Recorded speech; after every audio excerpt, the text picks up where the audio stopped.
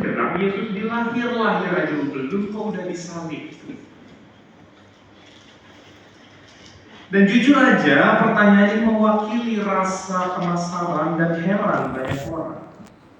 Kenapa bisa kisah penyaliban Yesus diletakkan di bagian akhir ketika kita memperingati kebesaran Allah lewat Kristus saja?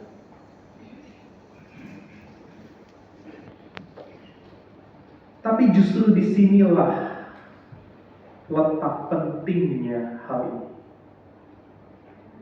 Ketika kita mendengar kata raja, mungkin bayangan kita adalah kemuliaan, wibawa, otoritas, keagungan, perintah, kejayaan, gitu ya. Tapi Injil hari ini tidak membawa kita ke istana. Injil hari ini membawa kita ke Golgota. Kita berjumpa bukan dengan raja yang dimahkotai emas, kita berjumpa dengan raja yang dimahkotai bumi. Kita berjumpa bukan dengan raja yang digelar karpet merah, tapi kita berjumpa dengan raja yang tadinya disoraki hosana, lalu kemudian berubah menjadi salib kayu. Dan justru disinilah Injil ini mengajak kita untuk sungguh merenungkan konsep raja seperti apa yang kita hidup. Dan di salib itu kita menemukan sesuatu yang gereja ingin untuk kita renungkan hari ini. Bahwa Yesus adalah sang raja yang memerintah melalui kasih, dan sang gembala yang tetap tinggal dengan kawanannya bahkan ketika kawanan ini tersesat, melawan, melukai. Dan itu minggu yang penuh dengan paradoks, seperti bertentangan. Kristus Raja bisa penyaliban. Temanya sang raja, sang gembala. Raja mana yang bau gembala? Gembala mana yang terhormat seperti raja? Kisah penuh paradoks. Nah, maka kita mau melihat sang raja dan sang gembala seperti apa yang bisa kita kenal lewat permenungan kita hari ini. Kita mulai dari di mana tempat itu terjadi. Di mana kejadian itu? Kalau Bapak Ibu buka Filipi 1, itu di sana pakai istilah bukit tengkorak, bukit Golgota. Di Filipi 2 pakai istilah tengkorak, tempat yang di mana tengkorak. Golgota ini jelas bukan tempat mulia. Secara geografis, lokasinya itu ada di luar tembok kota Yerusalem pada masa itu. Bukan area yang disanggah itu. Bukan batas, yang di dalam batas itu orang yang berkenan, yang di luar batas orang yang tidak berkenan. Hukum Taurat, yang ikut hukum Taurat orang berkenan, yang tidak ikut hukum Taurat orang berkenan, termasuk daerah itu. Yang di dalam tembok orang suci, orang yang berkenan, orang perjanjian, orang pilihan dan seterusnya. Yang di luar itu orang najis, orang tidak dianggap second class, orang third class. Itu. Bahkan orang yang ada di dalam pun kalau dianggap dia tidak layak keluar.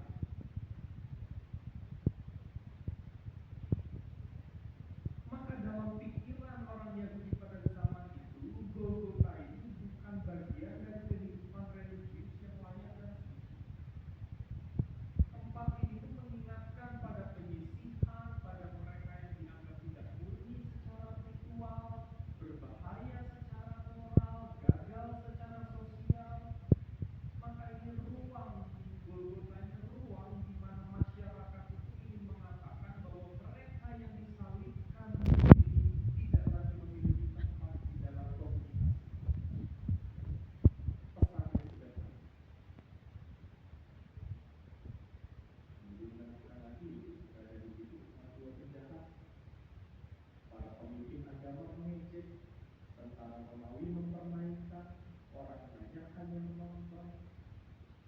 Di atas kepalanya ada tulisan inilah raja orang Yahudi.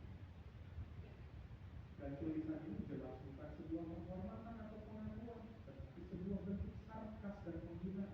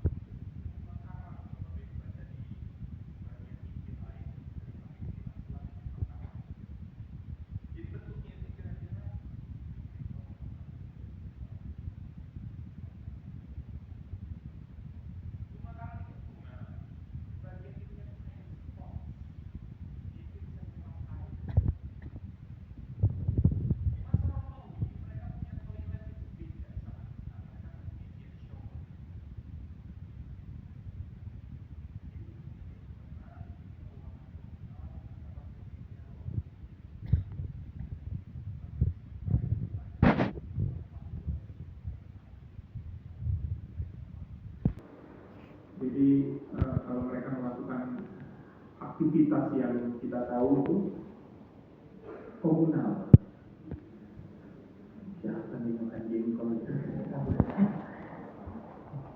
Lalu pertanyaannya, bagaimana mereka membersihkan dirinya? Mereka bersihkan dirinya pakai silos sponji, bunga karang tadi spons.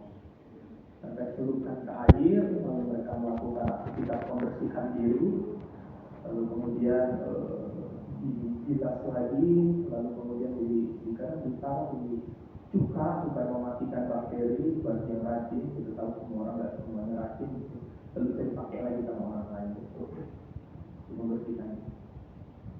Dan silos sponji ini dipakai tentara Romawi buat ngasih minum. Bisa saudara bayangkan? Penghinaan macam apa? Raja ini bisa aja bilang, ya Bapak, ini udah keterlaluan, udah kurang ajar nih orang ini. Panggil aja sekarang. Bisa tiba-tiba menyiap nyawanya. Berapa banyak kita di dalam Alkitab raja menyeleweng ditampar malaikat selesai hidup. Apa gimana sih begini? Tapi Yesus tidak mau melakukan itu, buat nunjukin segitu cintanya Yesus sama kita. Dia mau nunjukin bahwa aku mau melakukan ini buat kamu karena kamu berharga di mata. Itu raja yang gembala kita. Raja yang gak mengharapkan karpet merah. Oh, mungkin bagi kita yang punya jabatan, rasanya kalau turun di depan kantor nggak dibukain pintu aja, rasanya bete kita. Kalau kita jalan lalu kemudian nggak dihormati karena jabatan kita, mungkin kita sebel. Ini raja yang udah jelas-jelas pemilik kehidupan yang nyiptain manusia-manusia keroco ini, lalu kemudian manusia keroco ini memperlakukan hal itu seperti dia, dan dia menerima.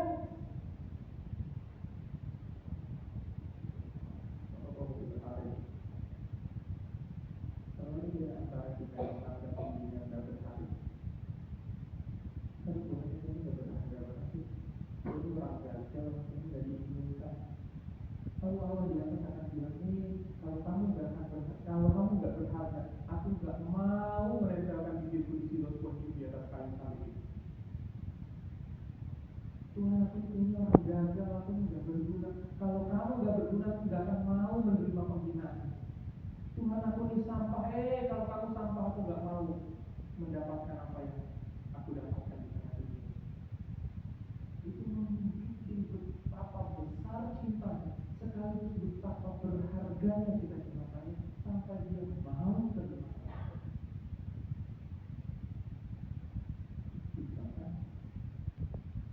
Maka ketika dia menerima penghinaan demi penghinaan, penindasan demi penindasan, penyiksaan demi penyiksaan, kalimat yang keluar di mulut Yesus di atas kayu salib, ampun Tuhan. Ini gak gampang Bapak Ibu. Bapak Ibu bisa bayangin orang paling menyebalkan dalam hidup. Mungkin yang nipu saudara, mungkin karyawan yang saudara besarkan dengan baik, diberi kesempatan, ternyata udah begitu punya power, lalu dia sikat kembali perusahaan saudara. Bayangin orang-orang menyebalkan itu. Lalu kalimat apa yang muncul di benak kita? Mungkin gak banyak yang punya kalimat seperti itu. Ya Bapak, ampuni. Bayangin pasangan saudara yang mungkin kalau lagi marah dan ngomong itu bahasanya itu gak terkontrol. Apa sanggup kita langsung berkata, ya Bapak, ampuni? Untuk orang tua kita yang mungkin merendahkan kita, membeda-bedakan kita, menganggap remeh kita, meragukan kita, apa mudah kita langsung berkata, ya Bapak, ampunilah. Mungkin kalimat pertama yang keluar adalah, enggak tahu gimana Tuhan begitu. Ada kalimat apa? Tapi Kristus menunjukkan hal itu. Ketika dia punya kuasa untuk melakukan apapun, dan kita ngomong penghinaan, dia berkata, ya Bapak, ampunilah. Dan ini bukan reaksi spontan dari orang yang pasrah saudara, bukan. Ini sikap seorang pemimpin, keputusan seorang raja yang tahu bahwa kuasa itu tidak harus dibuktikan dengan kekerasan. Raja mau menampilkan perbedaan kuasa dunia berusaha untuk mempertahankan kendali. Roma berusaha mempertahankan kendali. Dia nggak mau daerahnya, stabilitas politiknya terganggu. Jadi ya udah salib-salib deh. Orang Yahudi, pemimpin-pemimpin Yahudi nggak mau kekuasaan mereka tergoyah. Kuasa dunia selalu berusaha mempertahankan kendali. Kuasa Allah selalu menyentuh hati lewat pengampunan.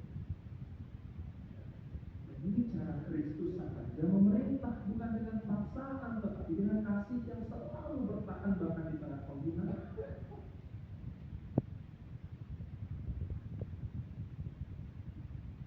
Kemudian penulis Lukas menunjukkan dua respon manusia yang diwakili oleh dua pencuri, dua penjahat.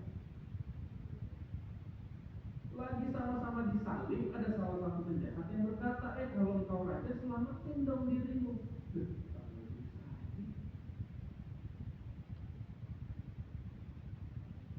Dia mau, kalau memang kamu raja, tunjukin dong kuasamu. Raja itu harus bisa nyelesain masalah secara instan, buktikan dirimu.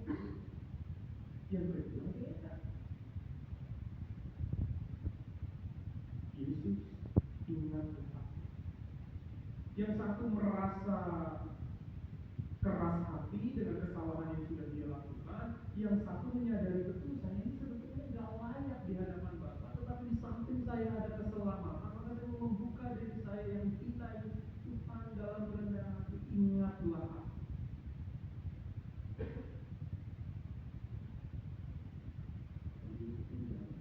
Hari ini engkau bersama, engkau tidak sendirian, engkau ada bersama. Kita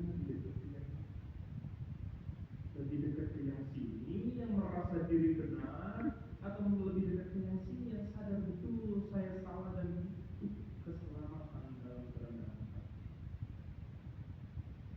Pada titik inilah gambaran Kristus sebagai Raja sekaligus sebagai Gembala menjadi sangat jelas. Yesus tidak mimpin dari jauh.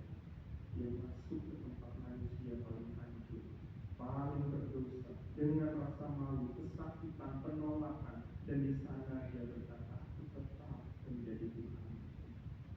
Dan di saat yang sama dia menunjukkan sosok gembala yang berjalan bersama. Lihat Mazmur 23. Dia berjalan di masa kekelaman, bukan nunjukin jalan di depan, tetapi menemani perjalanan. Atau Yeremia yang tadi kita baca, lewat para nabi, dia mengumpulkan kembali mereka yang tercerai-berai. Bukan yang kuat dan yang berhasil, ya, tetapi yang terpilih. Bahkan ketika yang terbilang itu masih berdosa dan memberontak. Ini kuatnya teologi Kristus. Ketika banyak kepercayaan mengajarkan apa? Kita yang berdosa harus melakukan A, B, C, D, E supaya layak ke tempat yang maha kudus. Tetapi teologi Kristen mengatakan sebaliknya, justru yang kudus itulah yang datang kepada yang berdosa, bahkan ketika yang berdosa ini masih berdosa.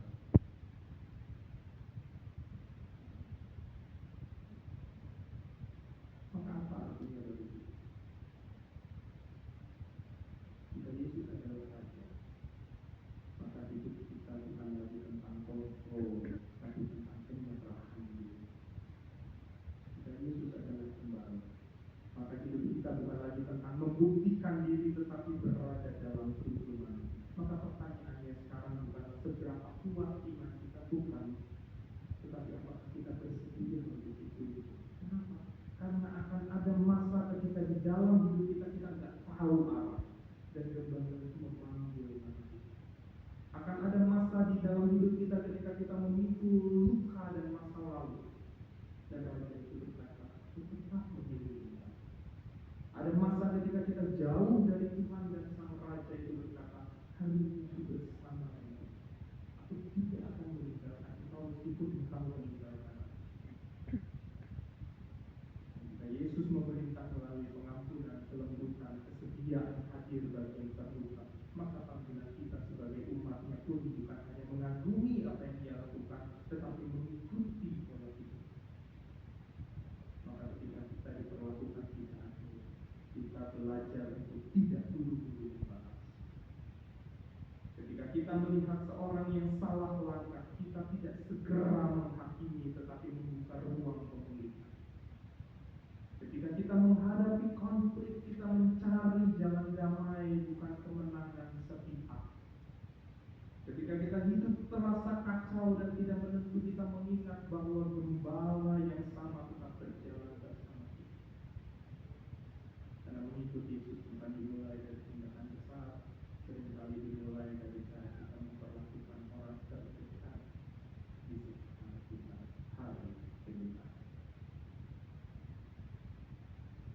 Kiranya Allah memampukan kita untuk menghayati Kristus sebagai Raja sekaligus sebagai Gembala dalam hidup kita. Dan kita diajak Tuhan untuk mengaguminya, tetapi menghidupi